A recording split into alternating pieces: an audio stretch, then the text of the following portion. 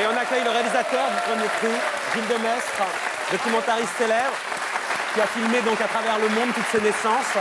Une histoire incroyable et ça a été compliqué. Bonsoir. Bonsoir. Vous allez nous raconter tout ça. Vous, Mathilde, vous auriez accepté de vous faire filmer en train d'accoucher, puisque c'était ce à quoi il a été confronté Non, non. Du tout? Non. Vous l'avez pas fait pour vous, ça, par exemple? Bah quoi, oh, elle a le droit de pas vouloir être filmée en train d'accoucher, montrer-lui qu'elle n'a pas le droit. Non, je trouve que c'est une idée magnifique. Mais moi, non, me faire filmer, non. Non, mais pour vous, pas pour la télé. Hein. Non, non.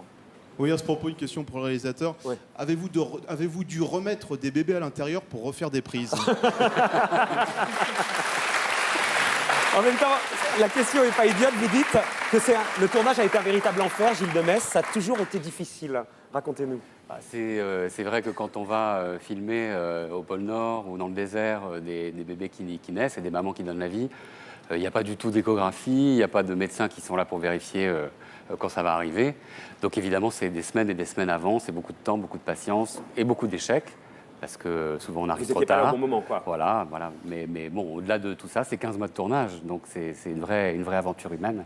Il y a des moments d'ailleurs où vous attendiez pendant des semaines et au moment où ça allait se passer, on vous claquait la porte nez et c'était le moment que vous attendiez et on vous dit non, pas maintenant, dehors. Vous dites par exemple chez les Maasai, j'ai passé 3 semaines à attendre la naissance et le matin de l'accouchement, quand Kokoya, la Maasai, s'est mise à avoir des contractions, il ne voulait plus faire le film. Il a fallu tout réexpliquer au traducteur qui à son tour a tout retraduit à la famille et au final, la sage-femme traditionnelle du village a dit laissons-les faire. Oui, excuse-moi Marco, j'aime beaucoup ton... Excusez-moi.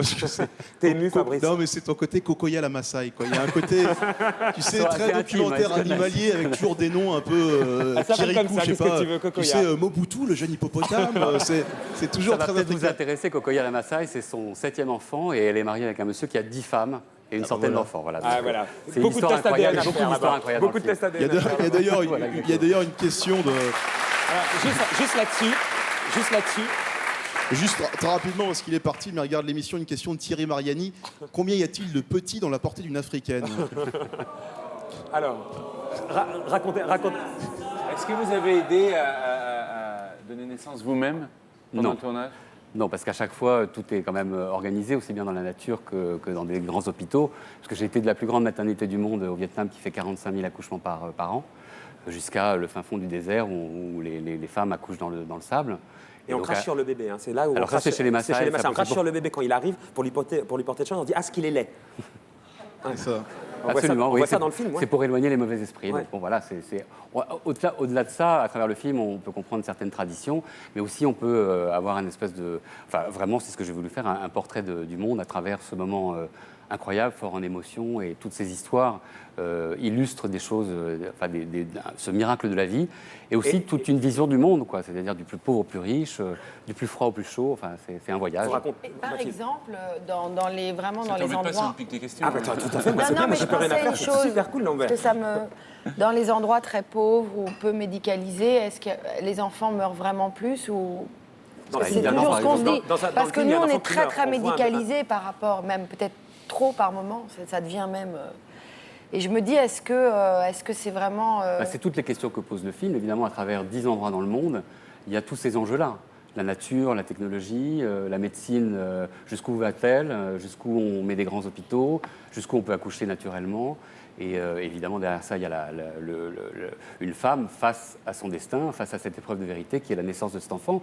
C'est sûr que chez nous, on a oublié que c'était un moment dangereux. Mais dans la nature, chez les Maasai ou chez les Touaregs, il y a la vie et la mort. Et la femme ne peut pas arrêter ça, c'est parti quand il y a le travail, enfin, vous avez accouché, donc vous savez, on ne peut pas reculer. Et donc il y a cette confrontation à ce moment-là incroyable, Marcel, qui souvent bascule dans la joie totale, évidemment, dans le film quand même. Est-ce qu'on s'en souvient de sa naissance? Non, on est couvert par l'amnésie infantile jusqu'à 3 ans. Donc tous les souvenirs sont reconstruits de ce qu'on nous raconte. Mais ce qui est intéressant dans cette histoire, c'est les pays du nord de l'Europe qui accouchent à domicile et qui retrouvent l'accouchement à domicile par rapport à la surmédicalisation, par exemple dans notre pays, avec aucun risque. C'est-à-dire un suivi par les sages-femmes à domicile et une partie d'accouchement, c'est pas une maladie, la grossesse. Et donc, il y a des accouchements à domicile qui se refont dans les pays les plus développés par rapport aux pays les plus... Je crois que c'est très important. L'accueil du bébé est fondamental et je pense que ça détermine, peut-être qu'on ne s'en souvient pas, mais je crois qu'il y a des mémoires en nous, même si on ne se souvient pas consciemment des choses. Et l'accueil du bébé détermine la vie d'un être humain, je pense. Ça, vous le dites, ça, plus tard, quand on a des fêlures, des fragilités, la façon dont on est accueilli à l'accouchement, la façon dont se passe l'accouchement, ça donne un profil à à un petit être.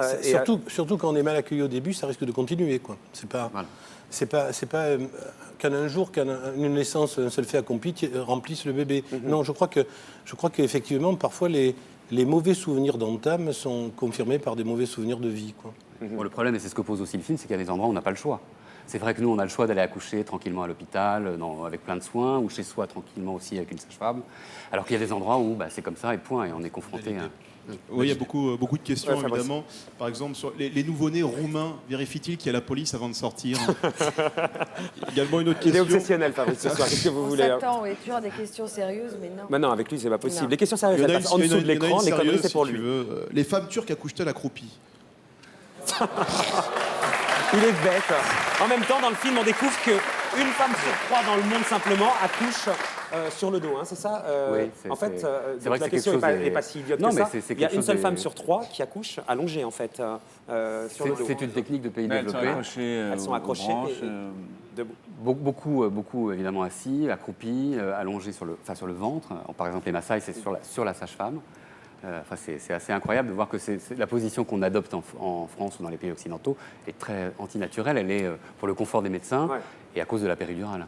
Vous, la péridurale, Mathilde, vous avez fait ou vous vouliez accoucher dans la vraie souffrance pour ça? Ah bah non, mais moi j'ai pas raconté ma vie, mais moi j'ai eu une césarienne, donc c'est réglé. Ouais. Donc, il venait pas du tout, il n'avait pas du tout envie de voir le monde. Il n'avait pas tort. Il y a une césarienne dans le film, d'ailleurs, le premier cri. Je vais vous offrir ce très beau livre. Le premier cri, c'est le livre tiré du film. Il y a des super belles photos. Ah bah merci. C'est beau, hein? Non. Vous dites, Maréva, on ne vous a pas entendu. Non, je disais que l'affiche était magnifique et je demandais si c'était cette fameuse Non, mais c'est le premier jour de tournage. C'est une femme du Togo. Voilà. Et c'est au moment de l'éclipse, parce que le film se passe pendant une éclipse. Absolument.